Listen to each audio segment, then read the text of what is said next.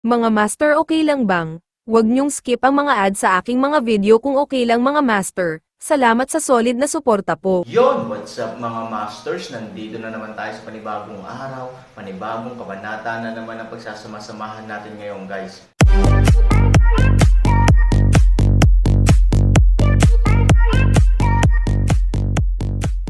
Bali mga masters, kung bago ka pa lang po sa aking YouTube channel, please click the subscribe button, lalong-lalo na po yung notification bell guys, para maging connected pa rin tayo sa isa't isa at maging updated kayo sa mga susunod ko pang video. Bali mga masters, bago natin umpisahan ng kwento ay mag-shoutout po muna tayo para sa mga solid nating tagapakinig. Shoutout kay Mario Francisco, shoutout kay John Turdy. Yun na nga mga masters, no? Bali hindi na ito patagalin. In 3, 2, 1, let's go! Si Pilyu. Sa gulat na nanlaki ang mga mata ng lahat, biglang sinaksak ng punyal ang dibdib ni Ivory. Halos sa kritikal na sandali, biglang tumabi si Ivory. Paf! Kahit kaunti, nagawa ni Ivory na umiwas, ngunit ang mga damit sa cuffs ay naputol pa rin ng malamig na talam ng punyal, at agad na lumitaw ang isang mantsa ng dugo sa braso ni Ruyo. Sa susunod na segundo, ang lahat sa wakas ay nagkaroon ng oras at sumugod pasulong. Pinilit ng mga sumuko sa babae at nagpoprotekta kay Ivory sa isang maliit na kama upang punuan ng mga tao. Ang babae ay nahuli ng napakaraming tao, at saglit siyang kinabahan. Sumigaw siya ng mariin at mukhang sobrang hysterical. Ang piercing sound ay nagpahirap sa halos lahat ng eardrums ng lahat, at maraming tao ang nagpakita ng sakit. May nagtangkang takpan ang kanyang bibig, ngunit ang babae ay desperadong gumanti, at ito ay imposible upang takpan siya ng ilang sandali. Na may malamig na ekspresyon sa kanyang mukha, agad na hinayla ni Scar palayo ang nasa harapan niya, at pagkatapos ay sinampal siya. Nakuha. Ang malutong na tunog ay umalangaw-ngaw sa buong silid. Agad ding nahihilo ang babae sa sampal, tumigil ang galit niyang pagsigaw, at napatulala siyang napatitig kay Scar. Fucking bitch, nakakahiya ka. Galit na nagmura si Scar. Bagamat ang babaeng nasa harapan niya ay parang isang ordinaryong tao sa Chanmo Castle, hindi ibig sabihin na pagtitiisan siya ni Scar sa lahat ng posibleng paraan. Siyempre handa silang iligtas ang mga tao, ngunit ang saligan ay ang kabilang partido ay tao rin. Ang mabaho ng nanay na ito ay tuwirang nasaktan ang kanilang mga tao, at si Ivory ang nanakit sa kanila, paano niya matitiis ang peklat na ito? Ayaw mong tumira sa akin at sa kanya. Papapuntahin kita, nakikipag-chat sa akin dito. Ikaw, umiiral. Kung sino man ang walang galang kay madam, patayin mo. Oo, kay Scar, wala siyang ama at ina, at tumambay siya sa Sky Demon Castle buong taon, kaya siya ay itinuturing na isang bulok na tao. Buti na lang may bottom line siya kaya hindi pa siya na-consider na bulok na tao sa lahat ng panahon. Ang pamumuhay sa pagkataranta ay ang pinakatotoong paglalarawan. Ngunit ang hitsura ni Han Sanchen at Ivory ay ganap na muling naisulat ang buhay ni Scar. Sa makatuwid, ang paggalang ni Scar para kina Suying Xiao at Han Sanchen ay karaniwang pinakamataas na pamantayan. Sa napakalaking nakatagong dragon, direktang makakalaban si Scar ng walang pag-aalinlangan, na sapat na upang ipakita kung gaano kalaki ang paggalang ni Scar sa kanilang mag-asawa. Ngayon, kung ang babaeng ito ay nangahas na saktan si Ivory, natural para kay Scar na direktang patayin si Red Eye. Sibilyan. Wala akong pakialam kung sino siya, hindi ko na nakikilala. Sa utos ni Scar, gagawin agad ni Ayu. Mabilis na hinayla ni Ivory si Ayu pabalik, at mahinang sinabi, huwag basta-basta magpapatay ng tao, ayos lang ako. Kumuyam ang ngipin ni Scar, tinuro ang babae at galit na sinabi, damn it, swerte mo na makilala mo ang asawa kong napakabait. Kung hindi, hindi sapat ang 100 beses para mamatay ka. Gayunpaman, binabalaan kita, kung maglakas loob kang manggulo muli, papatayin kita ng kutsilyo. Pagkatapos sabihin iyon, tumingin si Scar sa kaliwa at kanan, bigyan ninyo akong 2 ng 12 punto ng asensya, at gawin ang sinasabi ko, kung hindi, kahit na mga kapatid ko kayo, hihingi rin kayo ng tawad sa inyong mga kasalanan. Oo, Azuo at ikaw ay nagmamadaling kumuha ng mga order. Napabuntong hininga si Ivory, kahit na medyo mainit ang mood ni Scar, ngunit hindi ito maintindihan. Marahan siyang yumoko, at biglang, Ang babaeng medyo natulala na ay nagpakita ng labis na takot na ekspresyon, nagpupumiglas at sumisipa sa paligid. Sinusubukang tanggalin ang gapos ng karamihan. Nag-aapoy ang peklat nang makita ito. Muli, kahit na hindi niya sinaktan si Ivory ngayon, hindi ito kayang tiisin ng peklat. Ibig sabihin, may kumokontrol sa kanya, pero paano kung walang tao? Tapos hindi niya inulit ang dating trick. Kaya, hindi niya pinakinggan ang kanyang sinabi, kaya naiinip si Scar.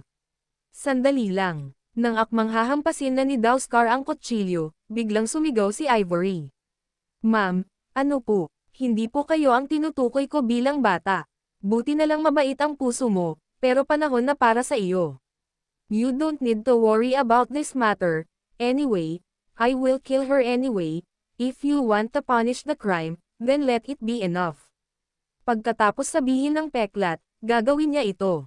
Pinag-isipan niya ito, hindi mahalaga kung ano ang nangyari sa kanya, ang unang bagay ay upang matiyak ang kaligtasan ni Ivory.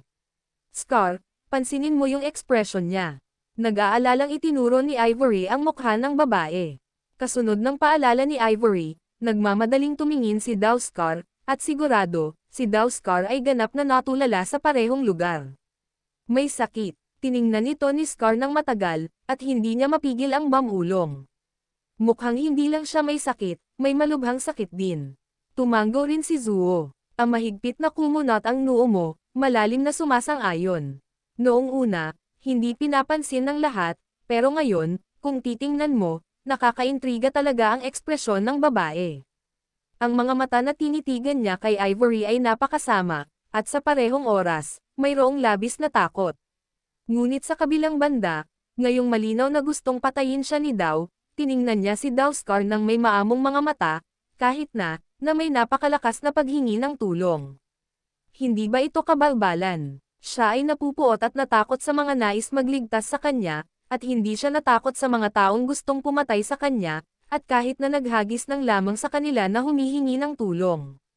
Ito ay hindi isang malubhang sakit, ano pa kaya ito? Damn it! I'll just fucking say, it's so cheap, if you don't give her a little bit of power, she won't even know how many ice prints ma have. Ma'am, you have to be tough on her. Look, she's very obedient. Sa mga salita ni Scar, si Azuo at Ayo ang nanguna sa pagtango upang ipahayag ang kanilang pagsang-ayon. Umiling si Ivory. Mali, kung sinasabing may sakit, pero hindi naman kamukha ng babaeng ito. Dahil ang mga taong may ganitong uri ng sakit sa isip ay kadalasang hindi gaanong malinaw ang mga mata. Ngunit bagamat nagpanik ang dalaga ay napakaliksi ng kanyang mga mata. Kaya, siya ay isang normal na tao. Kaya ano ang naging mali? Sa pag-iisip nito, nagsimulang mag-obserba ng mabuti si Ivory. Medyo naiinip si Scar, Ma'am, bakit ang dami mong ginagawa? Pinutol ko siya ng isang kutsilyo, na nakakatipid ng maraming problema. Opo ma'am, walang awa ang mabangis na aso. Si Ivory ay hindi naapektuhan ng dalawa, at nagmamatsyag pa rin siyang mabuti. Nang makita ito, si Scar at ang iba ay walang pagpipilian kundi maghintay ng walang magawa. Kung wala ang utos ni Ivory, hindi pa rin sila nang ahas na gumawa ng kahit ano ng basta-basta. Makalipas ang halos 1 minuto, medyo napagod ang salamin ni Ivory. Lumingon-lingon siya sa paligid, ngunit wala siyang nakitang mali sa babaeng ito. Napapout si Scar at umiling, sa totoo lang, hindi ko gustong patayin ang anak na ito, kung hindi hamak ang babaeng ito. Sinundan ni Azuo si Scar sa loob ng maraming taon, tumaas ang puwitan ni Scar, alam niya kung ano ang gustong sabihin ni Scar, at agad na ngumiti ng pilit. Bakit, boss, nagustuhan mo ba siya? Humalaklak si Scar, ngunit hindi tumanggi. Tumingin si Ayo sa babae, at sinabing, matagal ng single si. Kuya, isn't it normal to fall in love with this girl? Don't tell me, although taga Chanmo Castle ang babaeng ito, parang ibang-iba siya sa mga ordinaryong babae sa Chanmo Castle. Talagang mas mataas ang grade. Tulad ng alam nating lahat, ang mga demonyo ay may medyo malalaking katawan, medyo matipuno ang katawan, at medyo magaspang na balat, na lahat ay sanhi ng kapaligiran. Siyempre, ang mga ito ay nagpapahintulot din sa kanila na mas mahusay na umangkop dito. Ngunit ang babae sa kanyang harapan ay tila isang ganap na exception. Makinis at maputi ang kanyang balat, na hindi mas masama kaysa kay Ivory. At dapat mong malaman na si Ivory, isang top-notch na kagandahan, ay itinuturing na mahusay kahit nasa gitna ng mga tao sa Central Plains. Kaya naman, makikita rin ang ganitong paalang na paghahambing upang makita kung gaano kaganda ang balat ng mga kababaihan sa Chanmo Castle ngayon. Hindi katakataka na si Scar, na kanina pagalit na galit, ay may ibang iniisip sa sandaling ito. Si Scar bubbled his mouth, and said resentfully, "I'm a fart, she looks pretty, pero sayang naman, it's a fucking crazy, I'll go." Azuo at tumango ka, totoo ito. Si Ivory, na tahimik sa lahat ng oras na ito, ay mahinang ngumiti sa sandaling ito. Sa aking opinyon, hindi siya maaaring may sakit, siya ay normal. Sabi ni Ivory, kumunat ang noo ni Scar, "Ma'am, di ba? This time, gusto mo pa bang pilitin na protektahan ang mga bagay na ito?" "Pupunta ako, hindi ko talaga alam kung ano ang mali sa mga bagay na ito, mapilit ka." "Oo, ma'am, alam naman nating lahat na mabait ka. Pero, dapat may hangganan."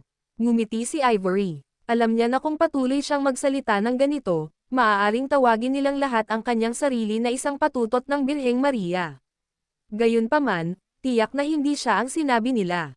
Ang dahilan kung bakit niya nasabi ito ay dahil may nakita siyang kakaiba. "Hindi ka naniniwala sa akin. Well, give me a minute." "1 minuto. Ma'am, ang sabi mo ay mapapagaling mo ang bulok na bagay na ito sa 1 minuto. Kung magagawa mo ito, anong klaseng babae pa ang ginagawa mo? Hindi ba mas mabuting maging bodhisattva na lang at maging Buddha?"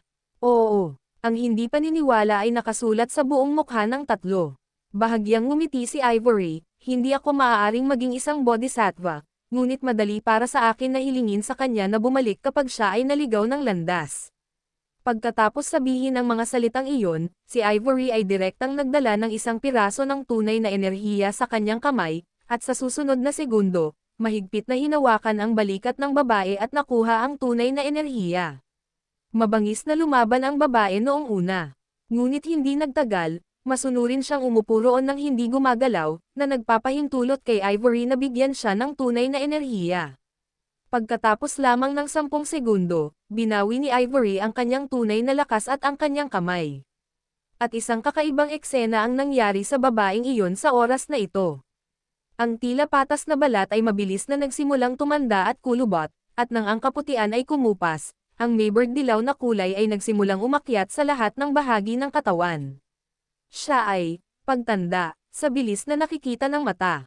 Maya-maya, ang babaeng may maputi na balat na parang jade sa harap ng kanyang mga mata ay naging isang babaeng medyo magaspang ang balat at mas maitim ang kutis. Gayunpaman, ang babaeng ito ay maganda pa rin sa hitsura, ngunit ito ay tulad ng ibang tao sa dati. "I'm going, this is." Nako, akala ko talaga mabait si Madam, pero masyado pala akong nag-iisip. "Oo, ayos lang kung hindi ka gagawa ng galaw, pero kung gagawa ka ng hakbang, direktang papatayin ka nito. Huwag kang pumatay ng iba, kundi magpapangit ka, ano ang mas masahol pa sa buhay kaysa kamatayan, ito na." Bigla kong naisip yung tigress ko, and she was the same way. Every time na nagkakamali ako, she always smile and tell me it's okay. That moment, feeling ko yung tigress ko ang pinakamaamo at mabait sa mundo. Isang maunawang babae. Pero, who the hell knows, ito lang ang mga kalmado bago ang bagyo. Hay, huwag na nating pag-usapan, nakaka-depress lang ang iniisip. Azuo, Ayo at Scar, nang makita ng tatlo ang eksenang ito. Nagbulungan agad si Ivory nang marinig niya iyon, magaling na lalaki, na nagsabing ang mga babae ay magaling sa pagmuya ng kanilang mga dila, hindi siya mas masahol pa sa sino mang babae na si Ivory ay hindi nag-abala na bigyang pansin ang tatlo sa kanila, at ngayon ay tumingin siya sa kanya ng matalim, at ngayon ay tumingin siya sa iyong mata, maaari siyang tumingin sa kanya. Pagkahulog ng mga salita, maingat na iminulat ng babae ang kanyang mga mata. Nang makita niya ang napakaraming tao sa paligid, bigla siyang nagulat, nagpupumilit na makatakas dito. Ngunit nang gumawa siya ng ganoong hakbang, si Scar at ang iba pa, na nagdusa na ng husto, ay labis na natakot na ang kanilang mga puso ay tumindig sa kanilang mga lalamunan, at lahat sila ay bumunot ng kanilang mga kutsilyo at handa ng hampasin. Sa kabutihang palad, si Ivory ay nagmamadaling tumayo sa harap ng lahat, at pagkatapos ay pinrotektahan ang babae sa kanyang tabi. Huwag kang matakot, okay lang, hindi kami masamang tao, nandito kami para iligtas ka. Sa katunayan, maayos ang lahat, pagkatapos ng lahat, si Scar at ang iba pa ay mga subconscious na reaksyon. Ngunit nang makita nilang napakalapit ni Ivory sa babae at hinawakan siya sa kanyang mga braso upang protektahan ang babae, si Scar at ang iba pa ay hindi na mapakali. Halos saksakin niya ng punyal si Ivory nang medyo malayo pa si Ivory sa kanya. Ngayon na siya ay nasa mas malapit na distansya, malinaw na ang antas ng panganib ay tataas ng husto. Alam din ito ni Scar at ng iba pa, ngunit halatang huli na para iligtas siya sa mga oras na ito, kaya kailangan nilang mabilis na ibinaba ang kanilang mga kutsilyo, at pagkatapos ay tumingin sa babae na parang negal iligtas ng isang bihag. Wag kang magulo. I have something to discuss. Oo, kung sasaktan mo ang asawa namin, kami. Siguradong hindi ka namin pababayaan. Habang nag-uusap ang tatlo, mabilis silang yumoko at gumawa ng poster na maaaring umaban o umatras. Sunod-sunod ding ibinagsak ng iba ang kanilang mga sandata, sa takot na hindi sinasadyang magalit ang babaeng iyon. Nang makita ang kanilang hitsura, si Ivory ay hindi maaaring tumawa o umiyak. Halata namang hawak niya ang babae at pinoprotektahan sa likod niya, pero ang eksena ay parang na-hijack siya at lahat ay gustong iligtas. Ang babae sa kanyang mga bisig ay itinaas din ang kanyang ulo sa oras na ito, at pagkatapos ay tumingin kay Ivory, at pagkatapos ay nakita ang kakaibang pag-uugali ng gang ni Scar, at tuluyang nalito. Nang magsasalita na sana si Ivory, unang nagsalita ang babae. Ate, yung mga dinala mo, sila, may sakit ba? Storytelling channel sa Yun YouTube. na nga mga masters, no? Bali panibagong kabanata na naman yung natapos natin ngayong gabi. Muli, maraming salamat po talaga sa walang sawang suporta po sa aking YouTube channel na talagang inaabangan nyo po ang bawat upload ko po. Bali mga masters, magkita-kita ulit po tayo bukas ng gabi at ngayon po ay magpapaalam po muna tayo. Bali mga masters, bye-bye!